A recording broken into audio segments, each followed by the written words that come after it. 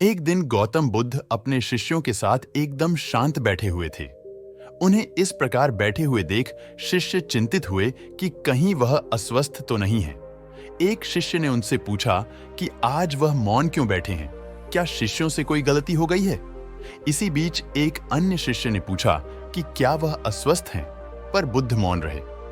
तभी कुछ दूर खड़ा व्यक्ति जोर से चिल्लाया, आज मुझे सभा में बैठने की अनुमति क्यों नहीं दी गई है? बुद्ध आंखें बंद करके ध्यान मग्न हो गए। वह व्यक्ति फिर से चिल्लाया, मुझे प्रवेश की अनुमति क्यों नहीं मिली? इसी बीच एक उदार शिष्य ने उसका पक्ष लेते हुए कहा कि उसे सभा में आने की अनुमति प्रदान की जाए। बुद्ध ने आंखें खोलीं और बोले, नहीं, वह अछूत है, उसे आज्ञा नहीं दी जा सकती।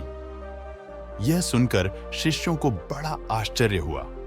बुद्ध उनके मन का भाव समझ गए और बोले, हां, वह अछूत है। इस पर कई शिष्य बोले, हमारे आश्रम में जात पात का कोई भेद ही नहीं, फिर वह अछूत कैसे हो गया? तब बुद्ध ने समझाया, आज वह क्रोधित होकर आया है। क्रोध से जीवन की एकाग्रता भंग होती है।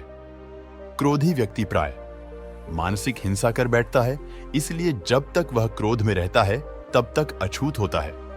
इसलिए उसे कुछ समय एकांत में खड़े रहना चाहिए।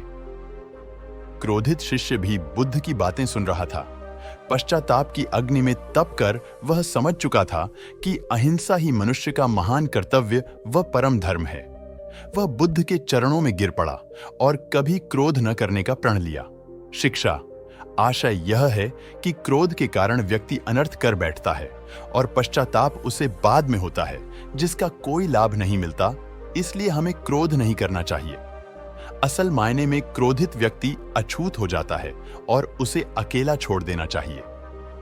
क्रोध करने से तन, मन और धन तीनों की हानि होती है।